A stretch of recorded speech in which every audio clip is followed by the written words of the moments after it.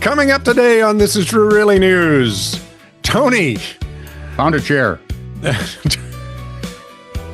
Tony looks into the camera with the sultry look of a sultry person. Minx. Oh, there we go. Give me your sultry minx. I don't really have one. Okay, well, that's pretty good. I had one once, but ran away. We put up posters. If you like Tony as a minx, you like Minx Tony, that's not working either. No. Please like, subscribe, and follow This Is True Really News. No. Leave a comment wherever you find it. Find us. And if you have something longer to explain how my brain doesn't work, send that to TITR@netradio.network. You explain how his brain does work. There are scientists that will give you a lot of money. Most of them named Frankenstein. Vic? This is True, Really News with Scott Combs and Tony Verkinnes. All the news you're about to hear is true, Really? as far as you know. So, I have two different stories here about unique people. Which unique people would you like first? Let's start with the U.S. Department of Energy, commonly referred to as the DOE. Dough people. I just love them. Yep. Especially the one where you punch his belly and he goes, See, I like the dough people after they've been cooked and you put some put butter on icing them. on them for their like cuffs and things. yeah. And a little smile and you bite off his head first. The U.S. By the way, it's almost gingerbread season, so get this right. If you're having a gingerbread man cookie, Yep. Head always first. start with the head. Head first, always. Otherwise, they can limp away. I saw it. No, I saw it in Shrek. Oh, you're right. Yeah. Gingy. The U.S. Department of Energy maintains a public repository of disciplinary rulings. As you would do, correct? Well, I think you have to. Yeah, with the bloated bureaucracy you have, you got to keep track of something. Oh, well, there's somebody who's an assistant under a secretary of looking out the window over there. A recent entry detailed one case of a man working with a system that maintains American nuclear stockpiles who lost his security clearance about a year ago. Now, why do you suppose that a man who oversees America's nuclear stockpiles would lose his security clearance roughly a year ago? He passed on? No. And he did not pass on secrets to a hostile nation either, which is what most people would think. He quit? Nope. I give up. All he did was upload his stash of tens of thousands of AI porn pictures onto his government computer. Okay. Yeah, that'll do it. We are, yeah. Yeah, you can go. We've got a whole song about it, so go look for that. He said he did the data transfer accidentally after hooking his porn drive to his PC because he is tired of squinting his eyes at the tiny screen of his phone. Get an iPad, dude. I'm just saying. Sounds to me like he's getting too old for this nonsense. Yes. I'm getting too old for this crud. In his appeal, said man argued that he had depression. Yeah, that's not unusual. And that his AI porn habits started as a coping method. Mm-hmm. Really? Yeah, Okay. yeah. I've seen that listed as one of the things because you get a dopamine hit.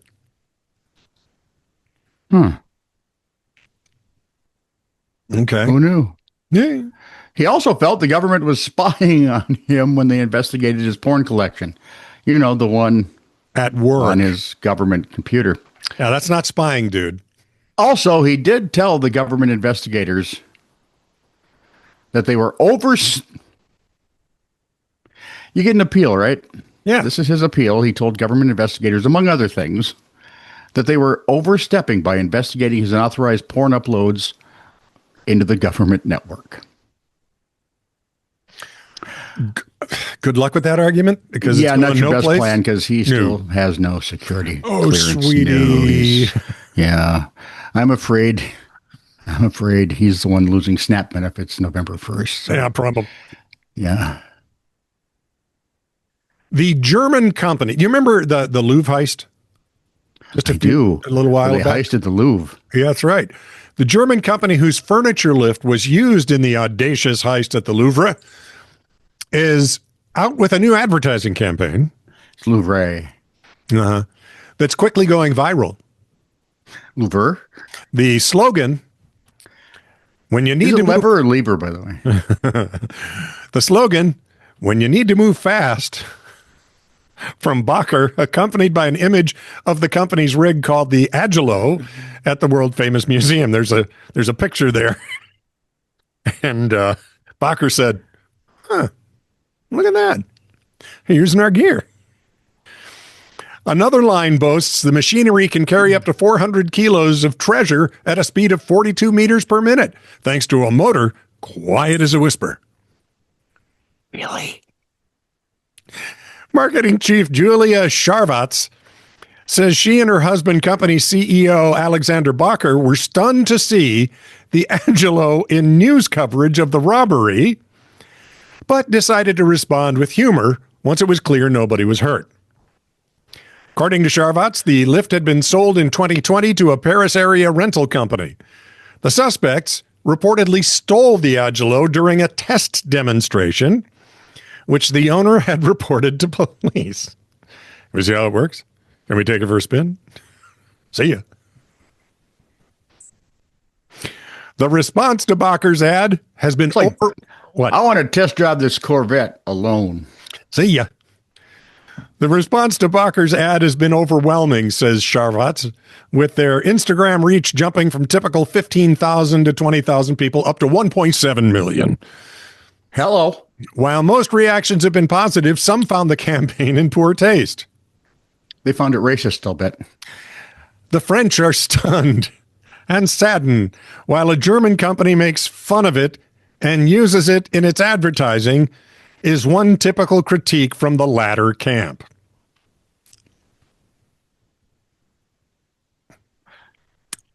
I don't know. Are the French being touchy or are the Germans being crass? Sharvatz says the company has received a few inquiries about furniture lifts, though it's too soon to say whether the viral moment will boost sales. Who'd have thought the Germans were this funny? Well, they are a humorous people.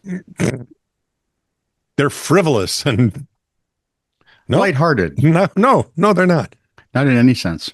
Meanwhile, 2 suspects have been arrested over the theft. Were they chairmen? No. The Paris prosecutor's office said one of the men had been taken into custody as he was preparing to take a flight from Charles de Gaulle Airport. Charles de Gaulle. Are you having a seizure or something? No, I'm saying stroke. Charles de Gaulle. It's a brain aneurysm. Charles de Gaulle Airport. France's justice minister has conceded security protocols failed. Leaving the country. Jill, open up the obvious file. Leaving the country with, quote, a terrible image. In a closed circuit feed down the Love Network to the nation of France. That's not the only reason. No. You have an image problem. There's a list. We all have it. The gang left behind a number of items, including gloves, a high-vis jacket, and some of the loot. DNA found at the scene led to the identification of one of the suspects, and the rest, as they say, is history. Mm-hmm. Oh, in a bit of foreshadowing, you will be hearing about this story tomorrow.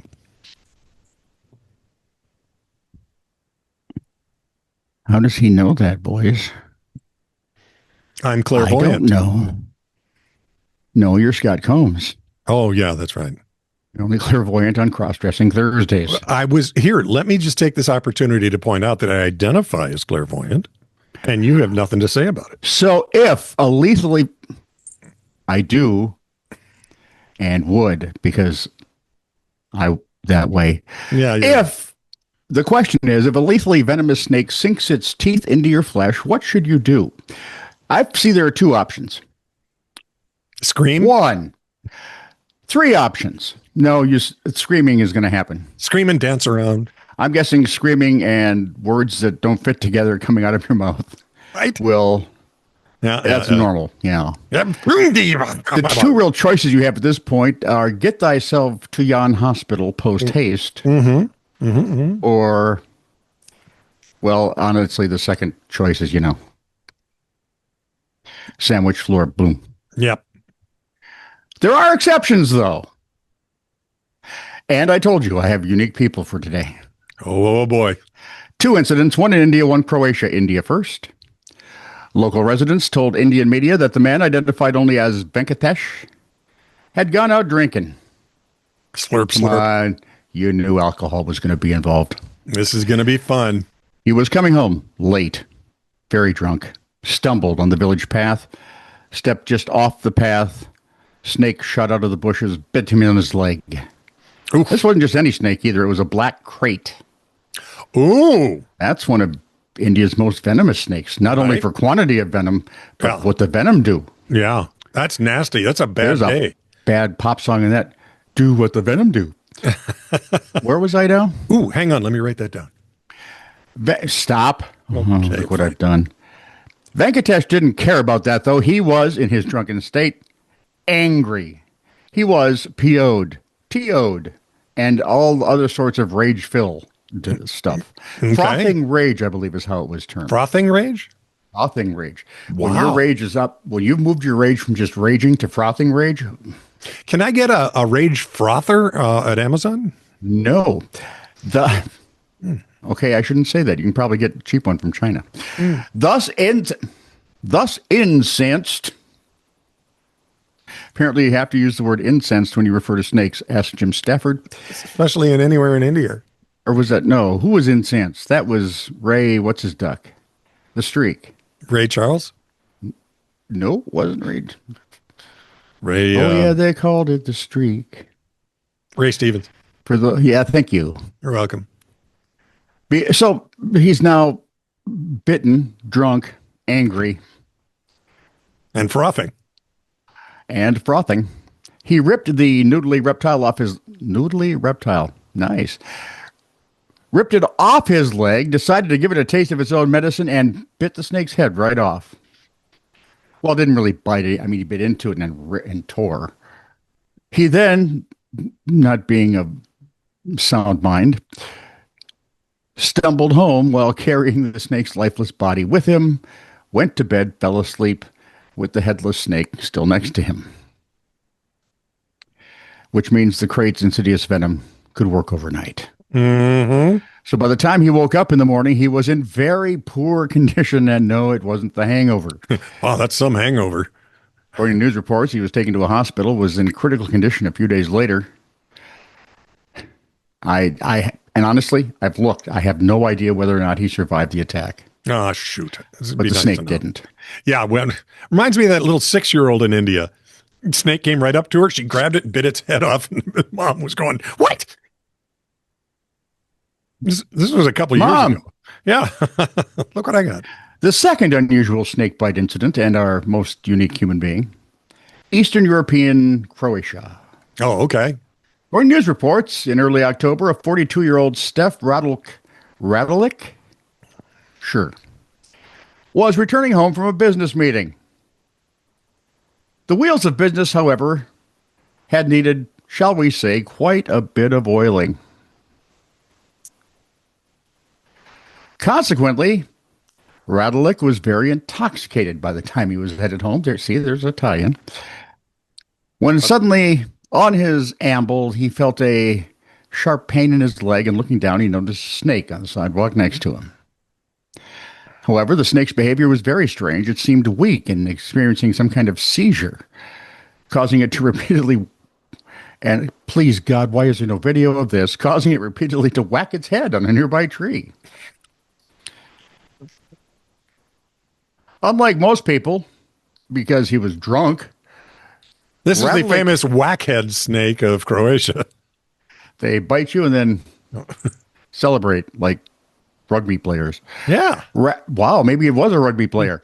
Radelik got worried about the animal because, well, he was really drunk, let's be honest. So he did what seemed like the right thing to do in his state. He grabbed the snake, stuffed it in his briefcase, hurried to a local vet clinic. He was, of course, too late. The snake had already died by the time he reached the vets. He poisoned the snake? He was that drunk? An examination revealed that the snake had died from acute alcohol poisoning. Its blood alcohol level was well beyond lethal for a snake. As to Rattlick himself, well, he actually seemed mostly fine. A little queasy, but no worse for wear. It's just another Thursday in my world. It's another day that ends in Y. Yeah. Medical experts suspect the high amount of alcohol he drank partially neutralized the snake's deadly venom. Meanwhile, the veterinarian's only explanation for the snake's fate is that it managed to get itself so drunk from biting him that it dropped dead. Either that or it had a booze problem that even the family didn't know about. Yeah, exactly. However, I'm never going over to the slithers they did say again. loudly and often that getting blotto drunk is not a good treatment against snake bites. I'll just slither up to the bar and get me some. Honey, are you drunk? Yes, but it's like preventative against snake bites. How can you tell We live in Manhattan, dear. if a snake is slurring its words? Well, I'm guessing if it starts whacking its head against a tree, Yeah, there you go. there might be something a little off. Some technology news. Oh, yummy. Apple's M6 iPad Pro, expected in 2027, may be the first iPad to feature vapor chamber cooling technology. Dum, dum, dum. This passive cooling system, which uses liquid to dissipate heat, has already been used in Samsung devices and debuted in Apple's iPhone 17 Pro models. What number are we on now? Is that 58? Probably.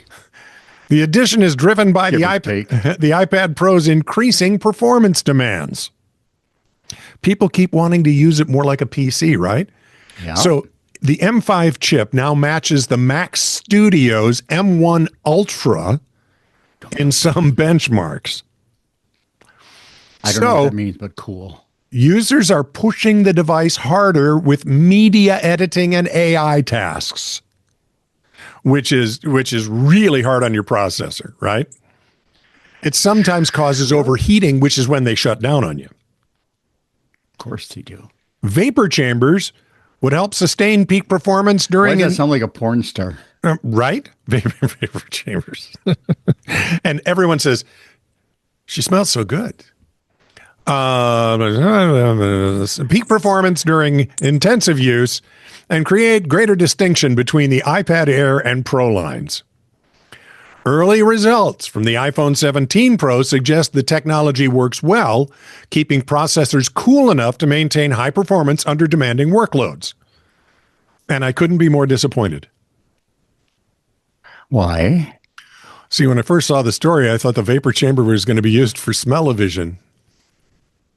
They had there's such an opportunity. And we could have 3D and smell-o-vision. You know, like when they hit a baseball and it's coming right at you, but they hit it like through the garbage. Mm-hmm. Or those pig farm. Those guys who do those fake fart videos. Yeah.